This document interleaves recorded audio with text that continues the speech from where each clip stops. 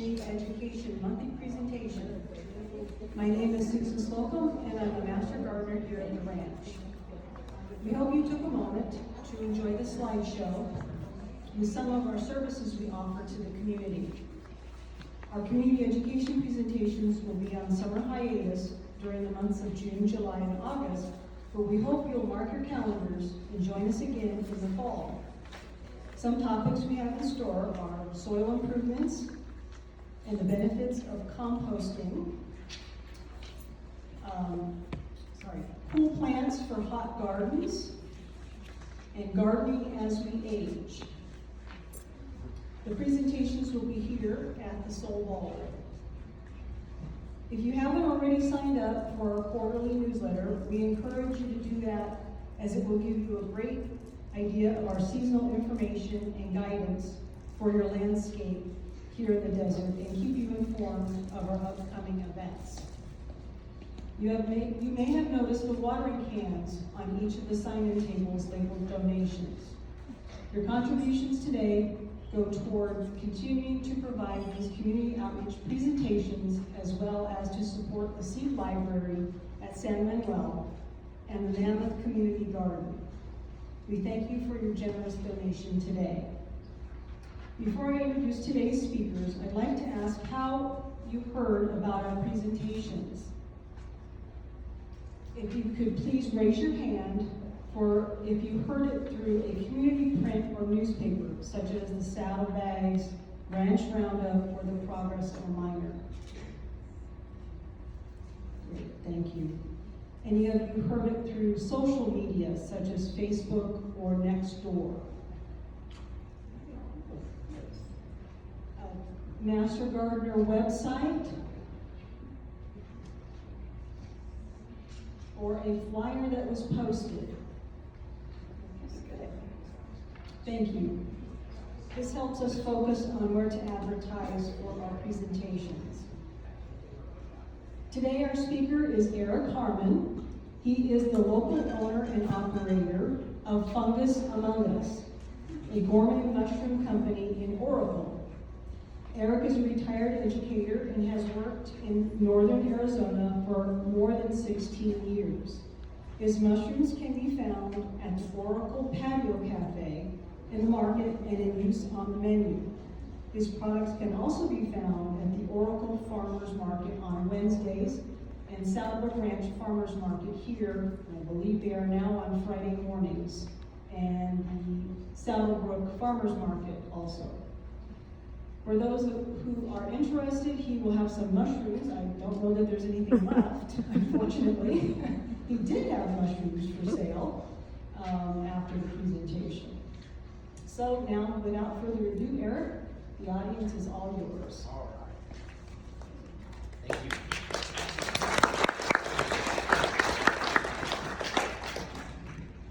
Sorry, I think I got to turn it on.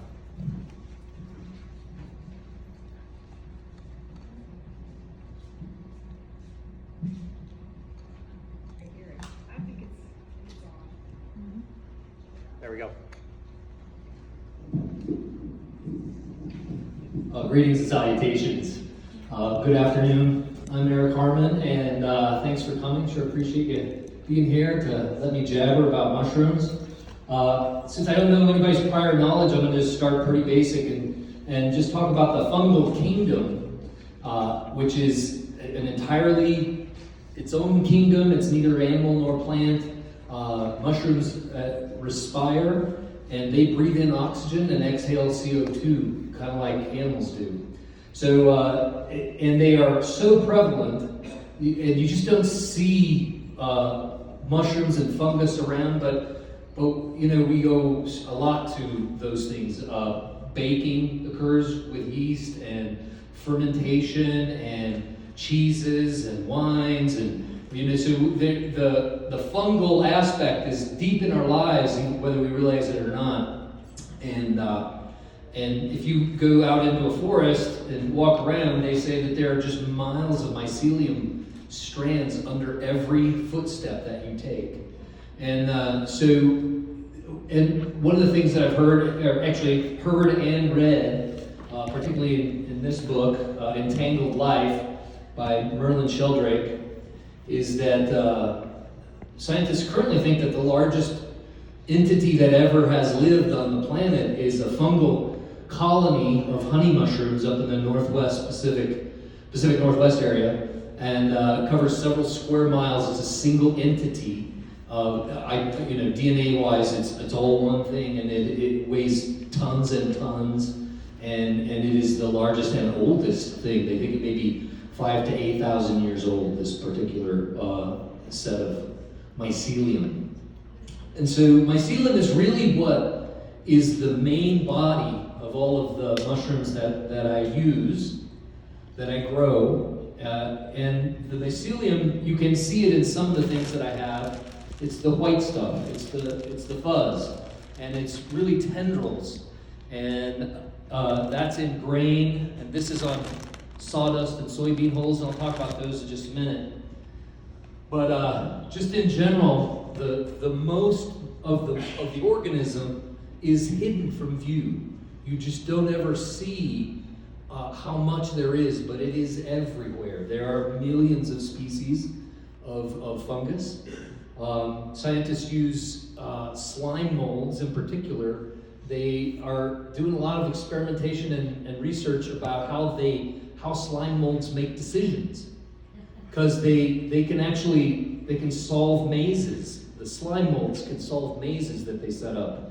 It's where the food source is at the end of the maze, and the slime molds, they branch out in ways that make it ultra efficient for them to find the food source that they're looking for. So there's just a whole lot to it, and there's a whole lot to it that we don't understand, and it's just a fascinating. I went down a rabbit hole. I was teaching in my last couple of years. I was online one of those years when the pandemic hit, and just went down a mushroom rabbit hole. Never came out, apparently. I then retired. I was growing mushrooms, as a hobby while I was teaching up there and up in the White Mountains. And then when I retired, I kind of gave it up. I put everything. I had cultures that I still had in this format. They were liquid cultures, and I'll talk about that in a minute too. But and they sat there in my refrigerator for over a year while I went fishing and went down to Mexico and had a bunch of fun and kind of got bored. And then about February last year, I decided to level up for fun and profit for a small business. So far, it's more fun than profit, but that's okay. We're getting there. And I also kind of have to apologize. I brought some fresh mushrooms. I've got one box left. I will have some tonight at Oracle's Farmers Market, and I'm there every Wednesday night. And I am going to start to come here on Fridays. Probably not this Friday, but the following week. So, where was I? So, let's see. Where was I going? February. So I just started that. So I've been doing this for about a year. The apology is that I don't have all of the mushrooms that I grow. I was leveling up about a month ago. I purchased an autoclave that came from South Korea, and so for about a month I was dead in the water. I was unable to sterilize these blocks that I use to grow mushrooms on, and so I'm back at it now, faster than ever. I was using Presto cookers, so I could put 2 of those in a Presto cooker, and then you cook it for like 3 hours, and then so it was my bottleneck of my business. So I finally got an autoclave, and so in the next month or so, I expect to have all of my varieties available. Okay, so let me describe my farm. My farm is my 2-car garage. I have, it's emptied out except for my mushroom farm. I have some shelving on the sides of the garage where I store inoculated bags like this. So this goes from this, and then I put some stuff in it, and then eventually it inoculates, and the next step for this is to go into one of my tents that's kept at really high humidity. So I have 3 4x8 tents and a 4x4 in my garage. So I have 4 grow tents. They're like the gorilla grow tents that you see that people grow their marijuana in and stuff. So it's those. So 3 of them are 4x8 tents, and one of those is a sterile lab. So I pump they have these, each of those tents have, pre-made holes that you could put ductwork in, like so you can exhaust the fans and put air in and whatnot. So I have a HEPA filter that pushes HEPA filtered air into the tent. So I have a positive pressure in the tent, so it's always pushing in fresh, clean air, 98% clean air. And then inside, I have a 2 by 1 foot thick laminar flow hood, and it sits on top of a stainless steel table, and that punches out really thin air, clean air, and the laminar part means that it comes out in like this solid sheet of clean air. There's no turbulence or anything, so it comes out, and so all of my transfers that I do from one thing to another occur inside this sterile environment. So the objective when you're commercially growing these strains, which are all grown on wood, these are all wood-loving, wood-decomposing mushrooms that I grow. So I grow them all on a compound of half and half oak sawdust and soybean hull, the waste product from soybeans, also pelletized. And it comes in 40-pound bags, and it just looks like this. It's already mixed. This is 50-50. It has, it's just like what you put in a wood stove, a pellet stove. It looks just like that. And so that's what the mushrooms actually grow on when I get going. So in that flow hood, in front of that flow hood, all the transfers happen. And then when they get that one spot, they end up on the sides of my garage, sitting there in the dark for a while. And then when they're about ready, like that one is just about ready, that second one from the end, then I will put them in one of the 3 other tents, which are, they're kept at 95% humidity and with fresh air being blown into them at all times. And so there's an exhaust that goes out, there's air that comes in, it goes right into a homemade humidifier, which is a tote about this big, and it has foggers that are in it, and I have it plumbed with a little cooler float, and so the water comes in, and it has a sensor, and so when it drops below 90% humidity, the foggers kick on, and steam, or just moisture comes up, humidity comes up out of that tote, and the air is pumped into the tote, and it comes out of the tote, either with that humidity going or without it going, depending on how humid the tent is at the time. So it's hard to do in Arizona, is I guess my point, because it's so dry. But I do have that dialed in now in all 3 of my tents, 2 4x8s and 1 4x4, where it's nice and humid inside there. So you cut a hole in the bag, and it depends on the strain of mushroom that I'm growing. You cut it in different ways. There's just different ways to, like in some cases, I will cut the whole top off and roll it down and leave the top surface exposed. I do that with lion's mane. And in some cases, I just put a slit right here, fold it all down, and then I cut a hole. I roll this down so it's real tight on there, and I would cut along here a slit and then a little slit here, and then they just kind of pop out of the. It just depends on what the kind of mushroom that you're growing. If you grab one of my brochures, I think I'm growing now like 13 different kinds of mushrooms. And they're all just a little different. So that's part of the challenge and part of why this just kind of really enthralls me the whole time is it's all a little different and it's all running experiments and seeing how things go and refining my process. So before I get too far into it, I just want to recommend some books. This one is Entangled Life. It's by Merlin Sheldrake.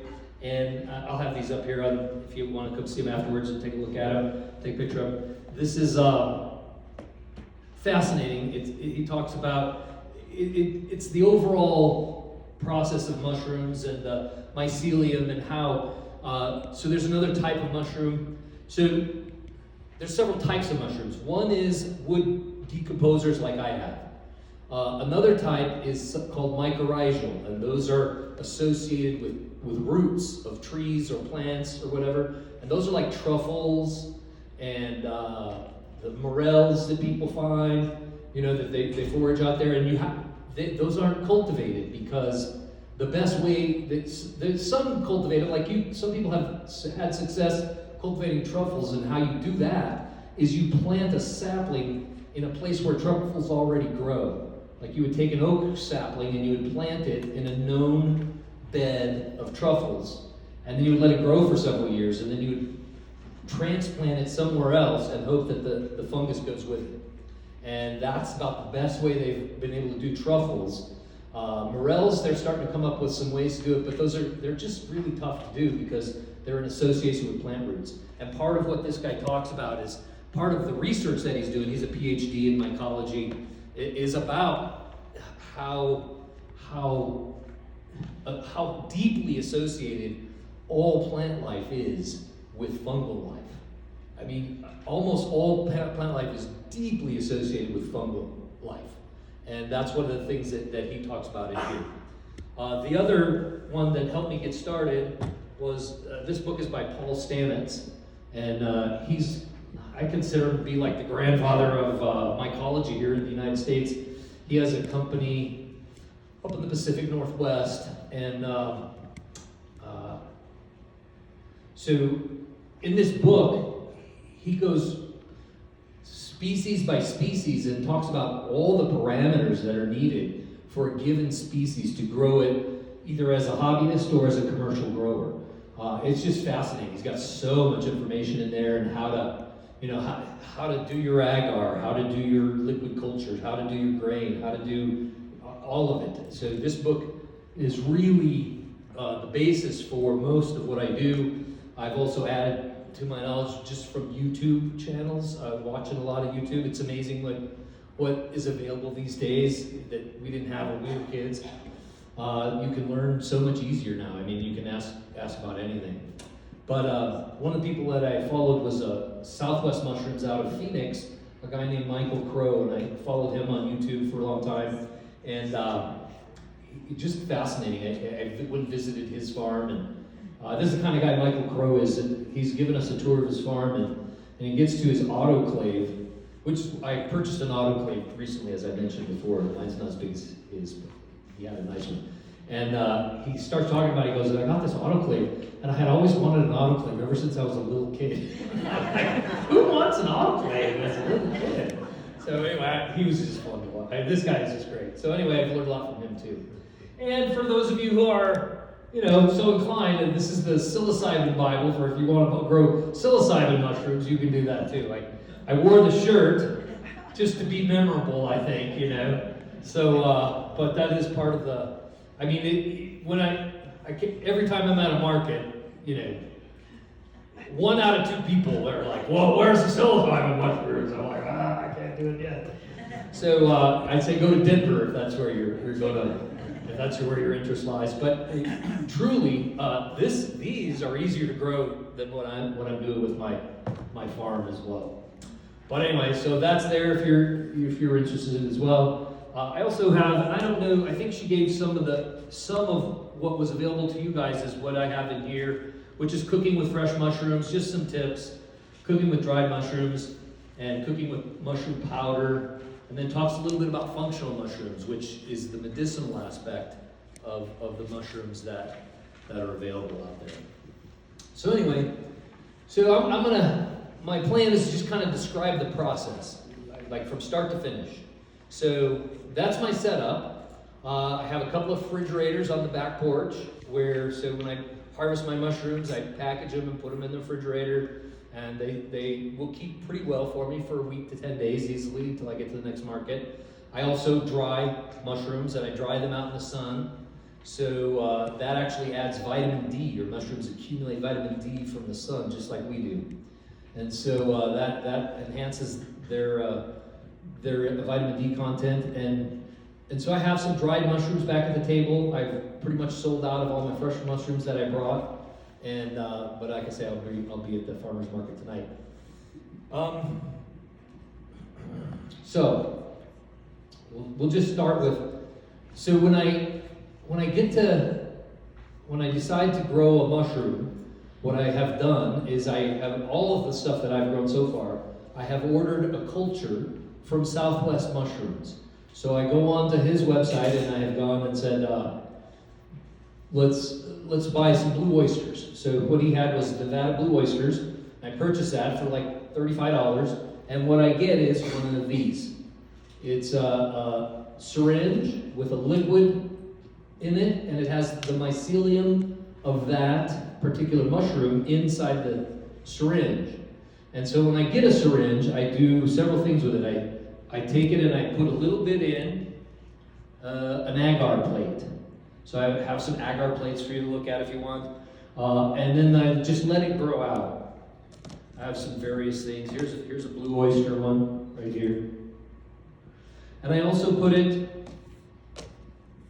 into a liquid culture, which I have prepared. This is a king trumpet culture. And I pre-sterilized this. It has a gas hole right in the middle and an injection port on the lid. So I can take his syringe and plunge it into the injection port and just put a little bit in, and then I let that grow out in the liquid. And the liquid is 4% honey and the rest is water. It's just honey and water. And so then this gets sterilized, the honey and water gets in here, and there's a stir bar in the bottom. So the honey and water is in here, and then every once in a while when I first get it going, I will take it, put it on my little stir plate, and stir it up, and it tears this mycelium up. Or if I want to extract some. These came from my own liquid culture, so I ran out and wanted to get some more, so I pulled some out. This is Pioppino in this particular one. And this is shiitake in this particular one. And so I have put some in one of these. I put some in my liquid culture. I also put a few drops, and these are called slants. And it's agar, again, but the way that they make it, it's a long-term storage solution for mycelium. It has lots of food that's down here, and it doesn't grow very much because there's no place for it to grow to or whatever. And what you're battling is senescence, aging.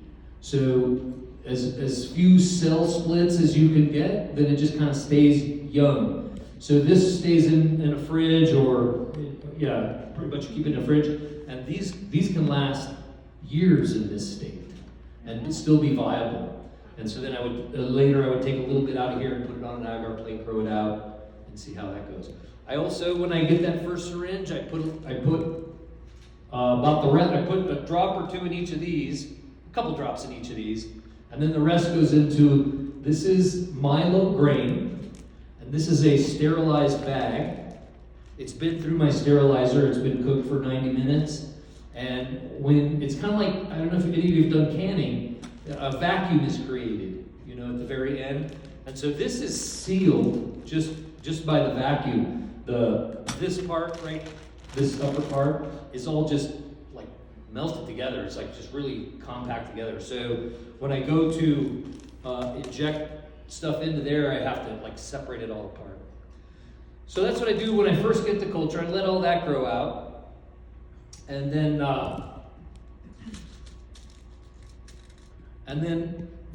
I go to, that's one way that I inoculate the grain, is with the original liquid culture. My preferred method for inoculating grain, the one that I do most often, is to take an agar plate and cut it into little chunks, and then I dump that whole agar plate, into this grain right here. And then it grows out and you get this. So this is one of these that put a little bit of I think this was probably an agar plate. This is king trumpet. It's a second generation of king trumpet, which means I have done this once before. I've done the whole process once before, and when I transfer this into these bags, I save a little bit, and I put a little bit back into one of these and grow it again. And so I do that 3 times, and then I start over from this, so it doesn't get too old. Because if you just keep doing it, eventually it gets a little old and does weird things, or you get contamination, which that's the bane of the mushroom farmer, is contamination, and most of the time it occurs in the form of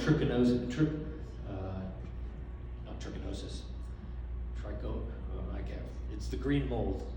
trichoderma or something like that. I think it's trichoderma. But anyway, so one of the most fascinating things that I think about the mycelium, I'm gonna do this for you right now, is, so now I'm ready to, this one's ready, and so I'm getting ready to put it in blocks like this. So I'm gonna break this up right now and just show you how that goes.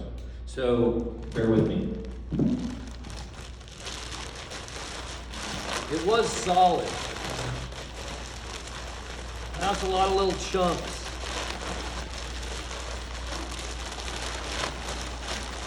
So now when I get home, I'll take this into my lab, my little 4x8 lab tent, and I'll have 5 or 6 of these, and I'll cut the top off of here, and I'll pour 1/5 of this into here, and 1/5 of this into another one. And then I seal them with a bag sealer that seals it right across the top. And I did that with a different kind of mushroom last night. And I have that in here, and I'm gonna break this one up for you too in a second. But one of the most fascinating things about this is, now if I'm not ready to actually put it in this, I will break it up anyway like this, and I'll set it back in I have another tent in an adjoining room that keeps all these. My grain spawn, this is called grain spawn. And in about 3 to 7 days, it'll look just like it did before I just did what I did. All of the mycelium will reconstitute itself. It will become one within itself all over again completely, and just regrow the whole thing. Really fascinating. All right, so I take that, I put it in this, and I end up with this sort of a thing. I don't know if you can see it, but can you see the grain that's in there? Yeah. Okay, so I'll show you how I break this one up right now too. Ready? You're with me. This one's a little harder. And the objective is to get as many inoculation points as you can. So I usually do 3 flips.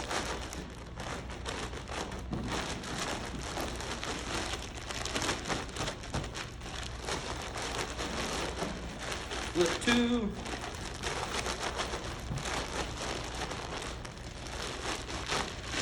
And flip 3.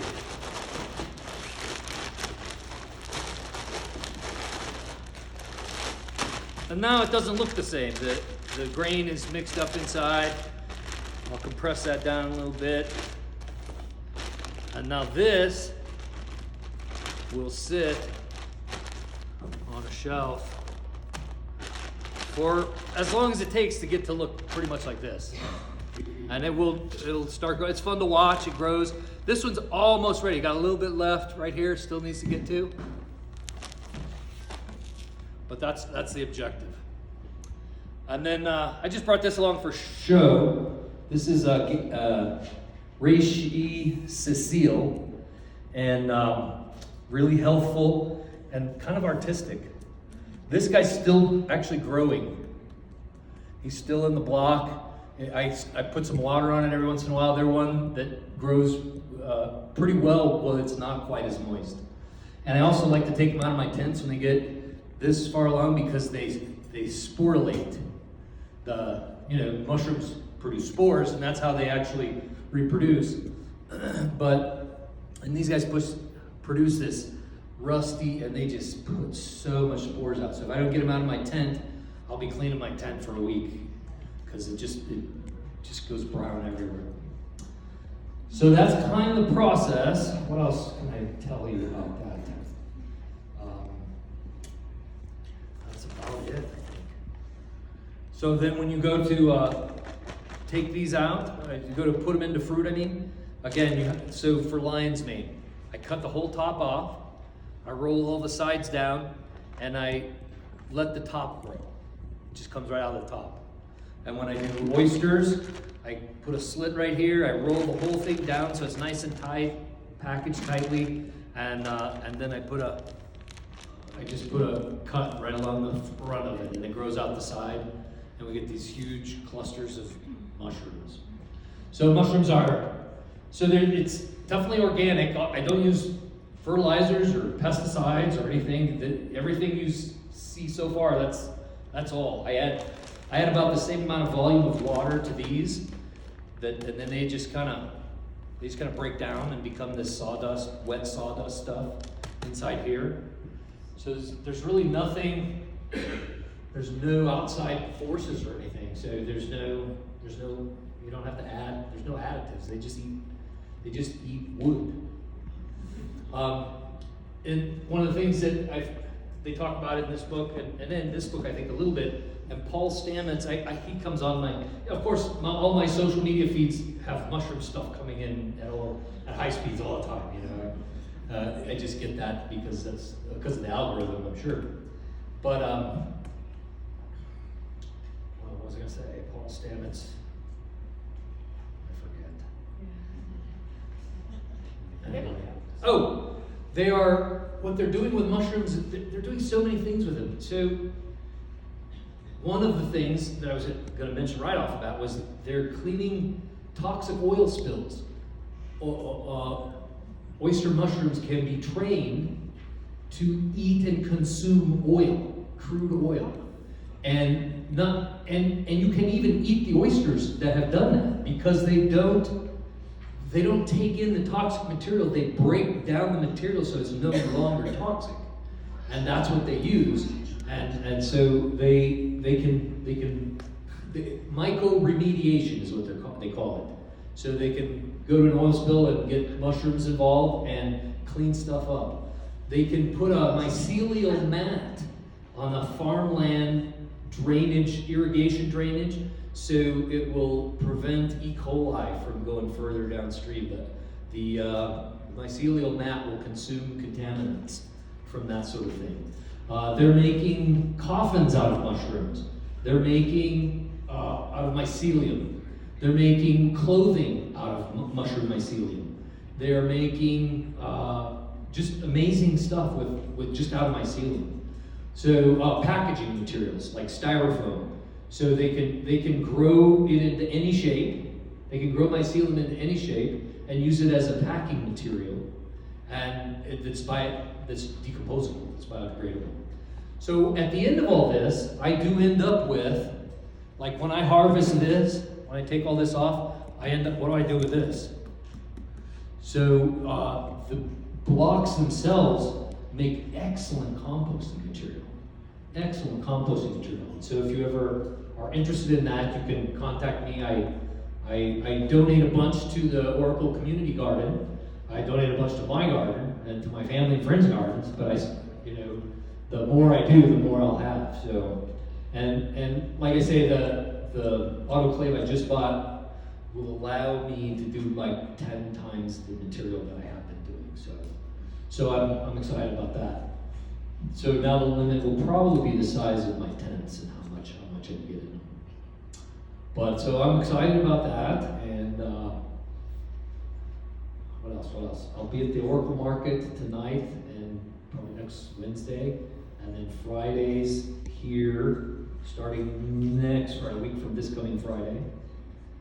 And I think that's about it for me. Yes. From the beginning to the end, how long of a time? Great question. It depends on the strain of mushroom, just like how you fruit them. Oysters from start to finish, I can do that in 4 to 6 weeks. Shiitake takes like 3 months. I almost brought a shiitake bag, but shiitakes are kind of odd because they get like this, and then they're only about halfway done. From here, a shiitake bag, it'll kind of like start to popcorn out, like make these white bubbles all around it. It looks like brain material or something, or popcorn. They call it popcorning. And then after that's done, then it starts to exude a dark brown exudate.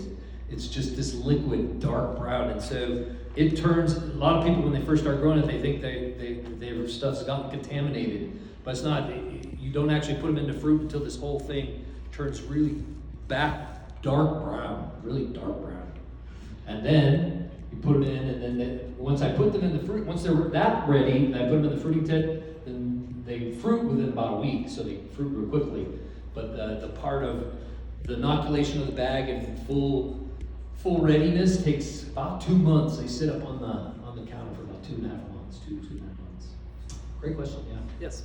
What nutrients does that do for the compost? It's like brown stuff, like paper bags or something, I would imagine. Worms love worm. It's great for worm farms. A lot of people use it in worm farms and stuff. I don't know exactly, but basically I just break it up, put it in there, and it all turns into dirt at the end, just like It kitchen aerates? scraps. Maybe it aerates the soil, the compost? It may. I don't know. I don't have that level of expertise regarding that. If you have a question, just raise your hand and I'll get you the microphone. Oh yeah, great. So, what role does light or lack of light do with producing? Yeah, another great question. So, in my garage, there's lights inside the tents, the humidity tents, and they're on timers, so like a day cycle. So they're on 12, off. They're probably on 16 and off 8 or something like that. And they're just really little. They're low intensity lights. They're just LED, a couple strings of LED lights, and they don't photosynthesize, obviously. So, but they do orient. They kind of orient towards the light, and it can affect the pigment of the actual mushroom. I hear. I haven't done any experimentation on that, but like if you grow some king trumpets with light and some king trumpets in the dark completely, I think these are more pale. I think the ones in the dark are more pale. So when you're actually fruiting them, they like light. When they're in this stage, sitting on the shelves, I think it's ambivalent. I think they're ambivalent towards light. They will, because I have my lights on in the garage sometimes, and I don't ever worry about that. It doesn't seem to affect them in any way. So while they're just kind of maturing in the bag there, the light really doesn't affect them one way or another, as far as I can tell. Yes. Yeah. There's the microphone. So, on the fresh versus the dried, fresh versus the dried mushrooms, do they lose nutrients when they're dry? Yeah, I don't think so. From what I understand, they keep all of those nutrients, and so I like to use I do have all the things I grow. I have dried samples of here as well. I sell it at $10 an ounce. I got packages back there. I generally use that for making stock, so I will put it in with my stock. But you can also put it in a soup or a stew, and it would work out really well. And from what I understand, they do retain their nutritional value well when they're dried. And I think they do even better if they're freeze dried. But those I saw one clip of a person that she was a homesteader, and she happened to have a freeze dryer, and she picked some blue oysters and put them in her freeze dryer. And then when she was done, they looked exactly like they did when they went in. Like they looked completely fresh. They hadn't shriveled, they hadn't shrunk, they hadn't done anything. They would just look great. But then I looked into how much a freeze dryer costs, and I said, yeah, we'll just try it. How about growing button mushrooms? So is like the one you get at the grocery store, is that difficult to do, or is it same as what you're doing here? It's not terribly difficult. It's about the same. It's just a different substrate. Those are secondary decomposers, so they actually grow best on composted manure and manure and compost. Composted manure combined with compost, and that's what they. So, from what I understand, the hard part for me, please understand, was the business part. So figuring out how to get a business license, figuring out how to get a bank account, figuring out how to do all this stuff. And I had a guy contact me from the Arizona Department of Agriculture, and he actually came and looked at my farm, and he was pretty excited about it. He said, yeah, good job. But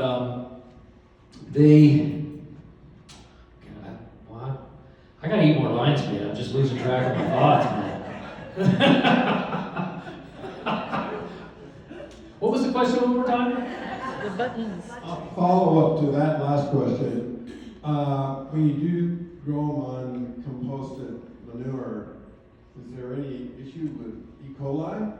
Not as far as I know. I mean, that reminds me of what I was going to say. Is he gave me this food handling kind of course to take, so I took it. And one of the things, it really didn't apply much to my kind of mushroom growing. It applied mostly to white button mushrooms, and 95% of all those mushrooms are grown in Pennsylvania, in one very small area, and they've got these huge football field sized warehouses where they have rows and rows 6 feet wide of this manure compost stuff, and so the one thing that's bothering that industry right now is they don't have enough workers to go in and pick the mushrooms, so they're kind of struggling.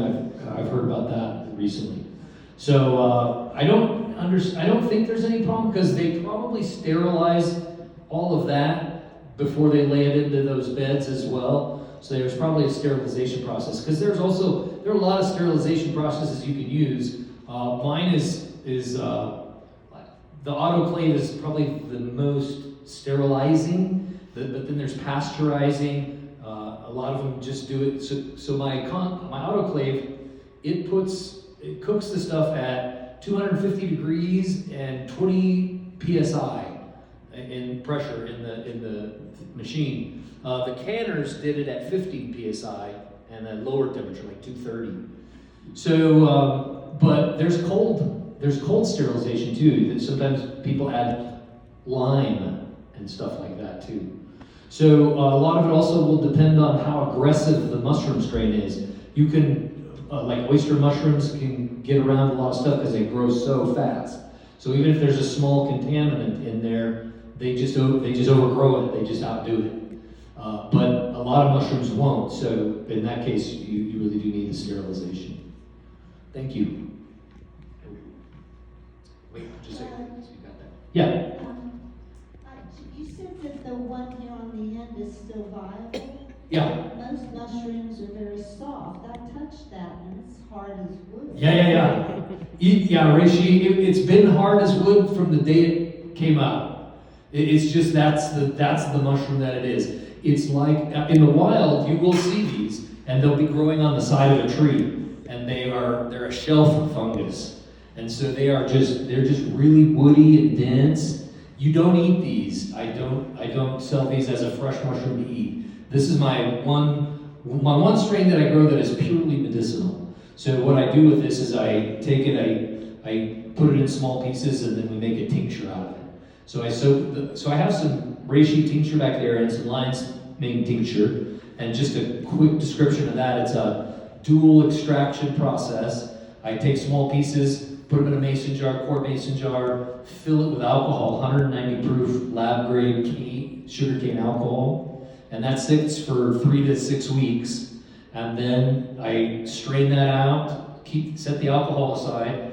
I put in some more dried mushrooms along with the ones I just used into a crock pot, and we simmer that for about 6 hours in 2 quarts of water, and then I strain that out, throw all of the material away, and combine the 2 liquids and run it through a cheesecloth, and filter through a cheesecloth, and that's the tincture. It's about 1/3 alcohol, 2/3 water, and they pull out the different compounds. Alcohol pulls out some compounds, and the water pulls out others. I put it in coffee, you can put it directly under your tongue, or you can put it in a smoothie, or you can, however you want. There's some lists in some of the stuff that I have, but it's good for immune boosting, blood control. There's a lot of different things. Yeah. There's a lady over here. What health benefits have you personally experienced as a result of digesting? Well, obviously it hasn't helped my brain much. No, I don't feel it. I really don't. I just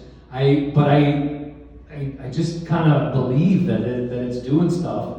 And I have had people anecdotally come up to me and say, yeah, I really do feel a difference. And I've heard online some people say, yeah, I was taking it, I didn't feel it, and then I doubled or tripled my dosage, and I started to feel that clearing of brain fog is what I hear a lot of, particularly for lion's mane. And but I haven't doubled it or anything. I'm skeptical that they're just trying to sell more stuff. And I'll tell you what. So I do microdose. I microdose with psilocybin. So I have grown my own psilocybin, and I have a little, about 500 milligram capsule, and every once in a while I'll take one. And it's just this little capsule, and I get a sensation from that. So I am, based on that, I'm extrapolating to the lion's mane and saying that a capsule that is just a little bit bigger than the one I take and get a reaction from that I can actually notice in the lion's mane. I assume that sort of thing is happening also. Yes. When you say you're feeding it with honey, is that raw honey or grocery store honey? I try to get just make sure that it's actual honey, not some kind of concocted thing that's not really honey. But natural honey, I actually, for what I most recently did, I bought the Manicura honey, or if that's what I'm sure I'm not saying that right. But I bought that special honey and I used that. And one of the things they say about that is it's nice because it has antimicrobial properties. So it actually helps fight contamination. Yes. Well, go ahead. If you belt it out, or I'll repeat it. I have a little question. My husband loves mushrooms, but now he can't eat white button mushrooms. He gets terrible stomach cramps. Have you heard of sensitivities like that? I have. As a matter of fact, from time to time, I will get it. Like chestnuts have a love-hate relationship. That last box is chestnuts. I really like them. Every once in a while, I get a little bit of a tummy ache from them. And the other thing is that they just fruit whenever they want. They don't seem to follow a pattern for me. So I can't ever like my oysters. When I put them into fruit, a week later they're ready. So I've put bags of chestnuts in that I thought were ready to fruit and have them sit there for 6 weeks before they're like, okay, finally I'm ready to do that. So I don't like that part of it. But yeah, from time to time that happens. I've had that. I experienced that. So one of the tips that I think I give, particularly for mushroom powders, is start small. So, have a smaller helping, and if that's fine, then you have a little bit bigger helping. But if you're concerned about that, I reduce the amount and see how that goes. And you could try different kinds too. I think you would have a different sensitivity to different kinds of mushrooms, possibly. Eric, what's your favorite mushroom to cook with? I have so many. Lion's mane is very versatile. I like lion's mane. I make seafood substitute stuff out of it. I chopped it up and made a taco meat and made a nachos plate out of it the other day. I seasoned it with RuPaul's Redfish Magic and blackened it as much as I could, and then put that in a Alfredo linguine kind of a dish, and that was great. Shiitakes, I like shiitakes. They taste very oaky, kind of a really nutty, oaky taste. And then all the oysters are really great. They make great sauces like spaghetti and, just tomato sauces of various kinds. And they're great for sauteing, putting on steaks and stuff too. Shiitakes go on steaks well too. A couple more over here. Are chanterelles in your future? No, chanterelles are those mycorrhizal mushrooms. Unfortunately, that's a forage only kind of a mushroom. Yeah.